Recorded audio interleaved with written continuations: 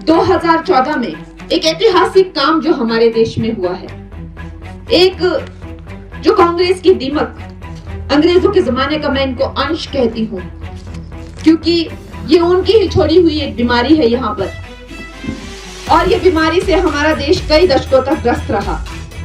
मोतीलाल नेहरू, आप सोच लीजिए, उस टाइम का एक अंबानी टाइप एक कैरेक्टर था जो अंग्रेजों के बहुत प्रिय था। फिर उसका सुपुत्र हुआ नेहरू। उनको क्यों सत्ता मिले कोई नहीं जानते, क्योंकि सारी वोटिंग जो है वो वल्लभ भाई पटेल जी के पक्ष में हुई थी।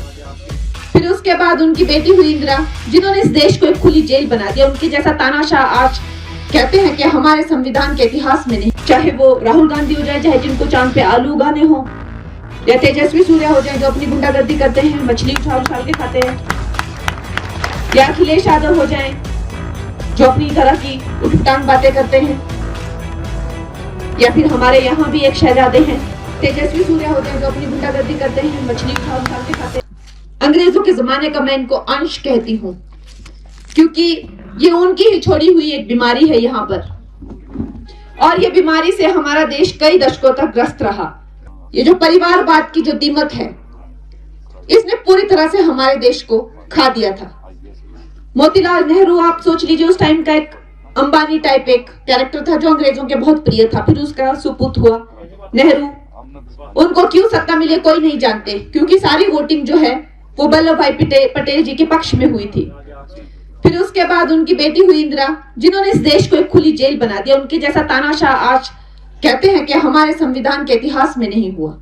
जो मर्जी करी, 100 बार संविधान चेंज किया। फिर उनके और भी कारनामे हुए। संजय गांधी जी पकड़ पकड़ के लोगों की जो है वो नसबंदी करते थे, ना जाने कितनी। मैं अगर उनके चिट्ठे खोलने लगूं यहाँ पे तो सुबह हो जाए।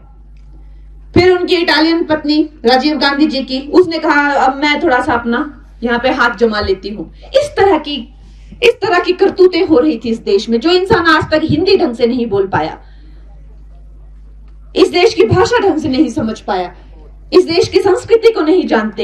एक तरफ ये है जिनका ना कोई चरित्र है, ना ही कोई संस्कार। इनको खुद नहीं पता ये कहां आ रहे हैं और कहां जा रहे हैं। इस तरह की एक बिगड़े हुए शहजादों की एक पार्टी है, चाहे वो राहुल गांधी हो जाए, चाहे जिनको चांद पे आलू उगाने हो, या तेजस्वी सूर्या हो जाए जो अपनी गुंडागर्दी करते हैं, मछली उछाल उछाल के खाते हैं, या अखिलेश यादव हो जाए जो अपनी तरह की उठपटांग बातें करते हैं, या फिर हमारे यहाँ भी एक शहजादे हैं जिनको अभी भारत में कोई जानता नहीं था, सिर्फ हिमाचल प्रदेश में जानते थे। लेकिन अब उन्होंने कुछ ऐसी टिप्पणियां की हैं कि ये महिला जो है अपवित्र है, जबकि मैं पद्मश्री अवार्ड से मुझे हाईएस्ट सिविलियन ऑनर मिला हुआ है, और तब भी उन्होंने मुझे कहा कि ये अपवित्र है, इसको यहाँ से चले जाना चाहिए। ये एक वक्त का खाना खाते हैं और रात में सिर्फ 2 घंटा सोते हैं।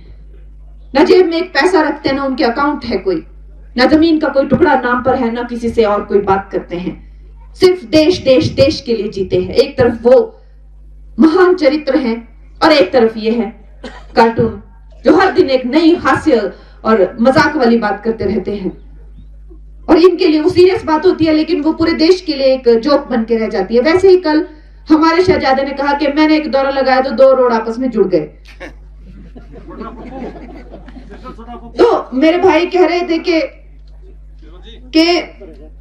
मैंने वो 150 या 250 करोड़ की जो भी रोड केंद्र से लाई, वो रातों रात नहीं जुड़ गई भाई। और उन्होंने कहा कि अगर तेरे दौरों से ऐसा ही होता है तो ऐसे बहुत सारी रोड है कि भाई तू, मैं तेरे को लेके चलता हूँ कि तेरे दौरा करने से रोड जुड़ जाती है। दूसरा कहता है मैं छू मंत्र करके गरीबी हटा दूंगा। एक हास्य किरदार ये पात्र है ये, और हंसी का ही पात्र है ये, और कुछ नहीं इनको कह सकते।